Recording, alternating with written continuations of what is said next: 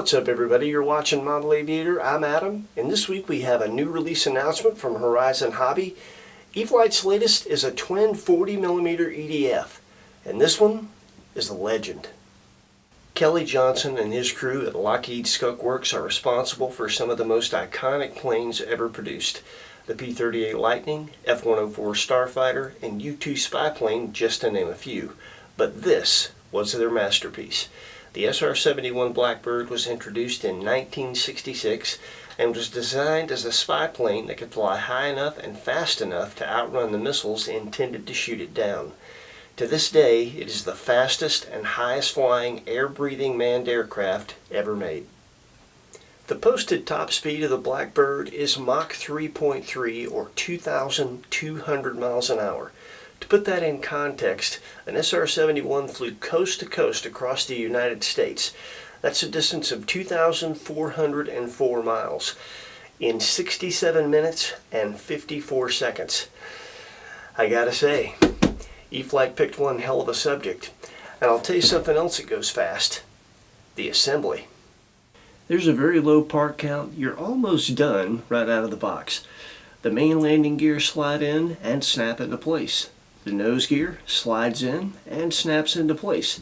The verticals snap into place, and the rubber nose cone snaps into place. And that's it. And there you have it. The manual, of course, covers those very simple steps very well. The SR-71 has a 19.9-inch wingspan. It's 37.6 inches long. Our example weighs 28.5 ounces with the recommended Spectrum Smart 4S 2230C pack. It's outfitted with linear long throw servos. It has two 40mm fan units with two 1820 6800 kV brushless motors. The SR-71 comes as a bind and fly and is equipped with AS3X and optional Safe Select. If a compatible Spectrum transmitter and smart battery pack are used, there's also smart telemetry available, including flight log information, minimum and maximum voltage, minimum and maximum ESC status, on-the-fly ESC status, and on-the-fly battery pack voltage. As you saw earlier, the rubber nose cone and vertical fins simply snap into position, so they're easy to remove and replace. It also comes with a second set of red vertical fins for improved visibility and orientation. The landing gear has a steerable nose wheel for taxiing, takeoffs, and landings from smooth surfaces. And the wheels are colored to resemble the aluminum-infused wheels on the full-scale SR-71. The landing gear is, of course, easily removable for hand launches and landings on grass. The SR-71 incorporates finger grooves and hand launch assist mode while it's in safe for easier hand launching. The airframe has panel lines and other scale surface details and is reinforced with plastic and some composite to keep it light. The price point on this one is going to be $249.99. When it comes to setup, the manual is very complete. It is of the new style that gives you the step-by-step instructions to program your transmitter.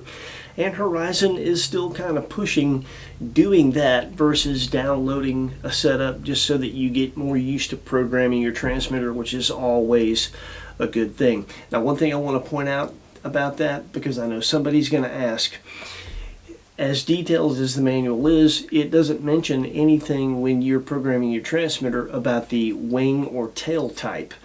And this thing has elevons, and that's going to make a lot of people wonder, okay, how come it doesn't mention that? Certainly I should have to set that, right? Well, you don't. It's automatically programmed in the airplane, and the default settings in your transmitter for wing and tail type are correct. So rather than confuse you with that, they just don't mention it, which makes sense, but I know somebody's going to wonder, so that's why. Now, when it comes to the setup, it gives you a lot of information. One of the things you definitely want to do is make sure that all of the control surfaces are properly centered and properly set up, and the manual tells you how to do that.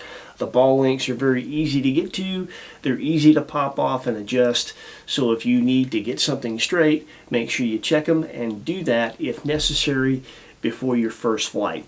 Now, as usual, we're going to put our setup info page right before the flying, so if you want to check that out, it'll be there for you. Okay, time to get to the flying. We did want to explain the hand launch assist mode. Horizon recommends that you launch your Blackbird in safe without the gear on, and we agree. Now, when you hand launch the airplane, the potentiometer recognizes the lateral G and automatically puts in up elevator to help the airplane come off your hands more stable. So that is how the hand launch assist mode works. Obviously, we flew this airplane gear on and gear off, so the setup page is next, and then we demo it both ways for you, and we'll see you back here and give you our final thoughts. Enjoy the flying.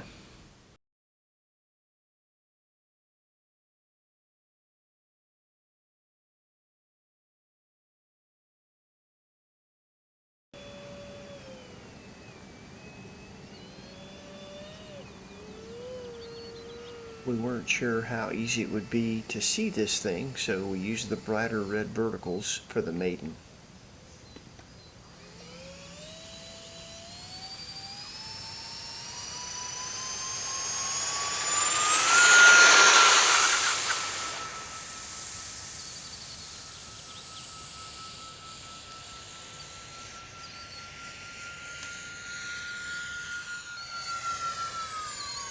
This was our first try at a stall test. This was interesting. Did a cobra.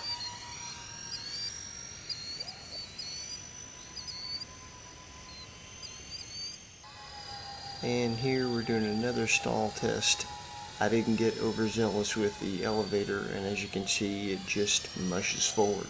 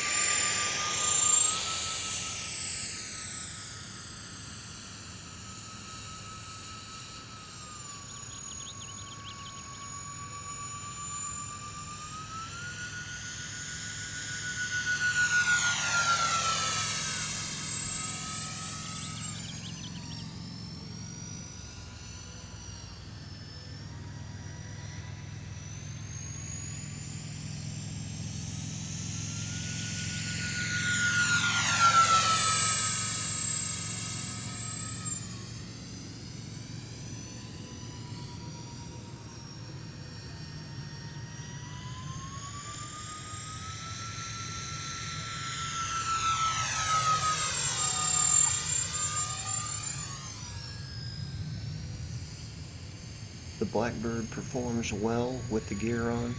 Horizon does say that the performance, speed, and climb rate increases quite a bit when you take the gear off, and that's true.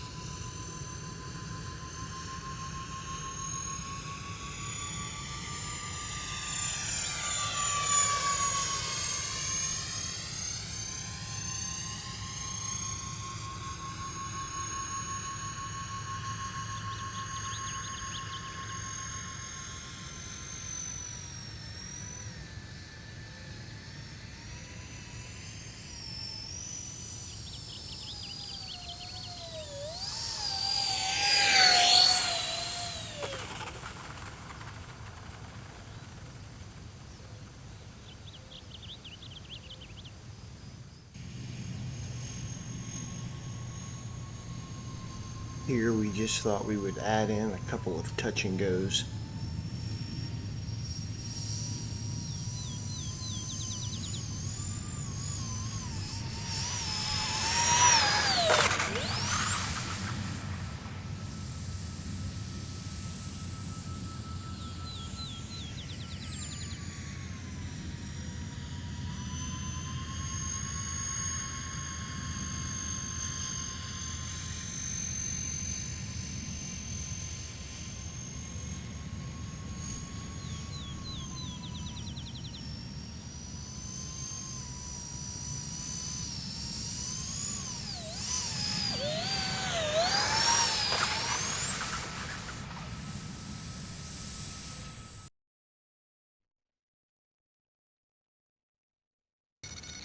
With the gear off, as promised, the performance picks up quite a bit.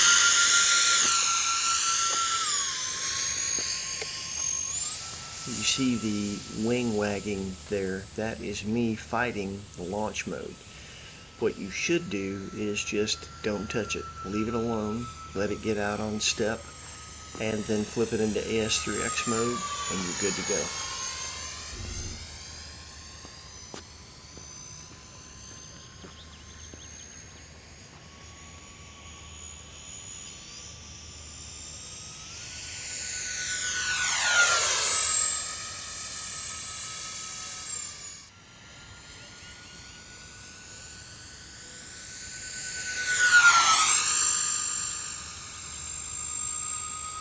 At first, I have to say I was really surprised by just how much the performance increased without the gear. But then when you take a look at that gear, that's a lot of drag, so it makes sense.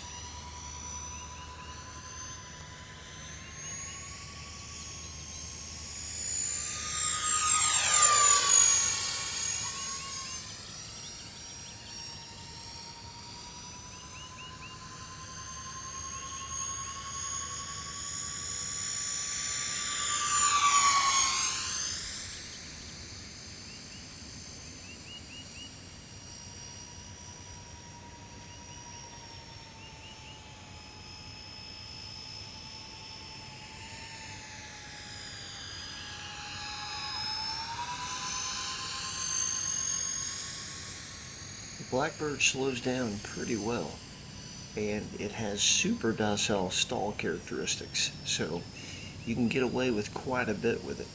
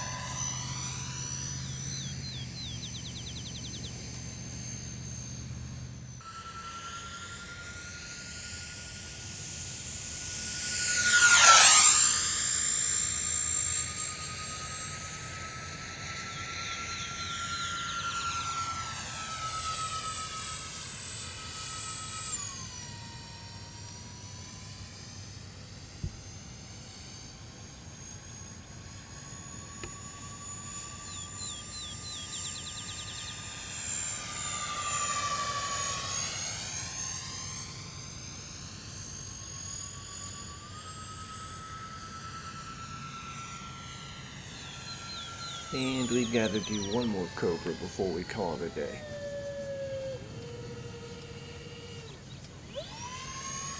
Pretty simple to do.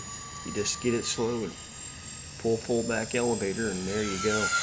Release the controls once the nose dips and it'll fly right out of it.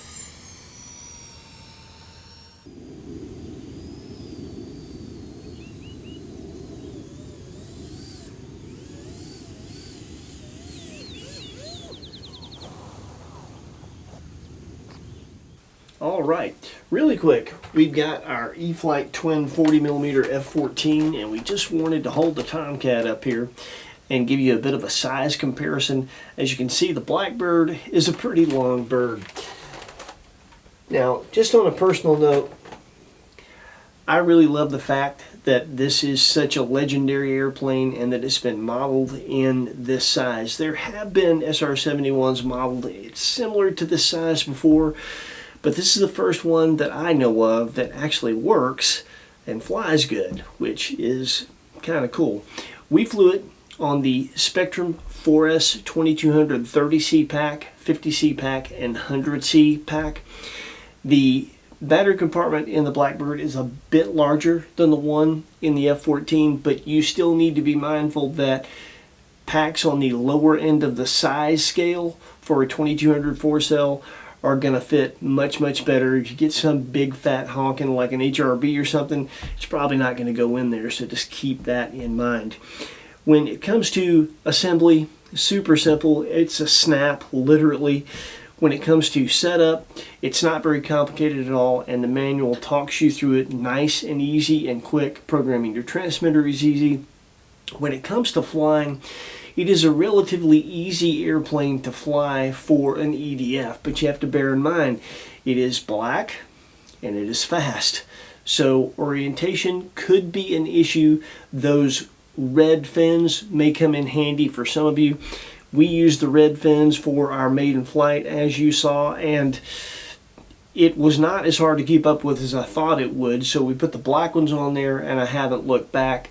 But you'll also note that I kept it fairly tight. I didn't get too terribly far out there, and I tried to manage energy pretty well. This airplane, it has power, but it's no Viper 90, so when you manage your energy, it presents a lot better. It is easier to manage energy with this thing than the F14, for instance, because with that, you have to be mindful of your wing position. With this, you don't have to worry about that.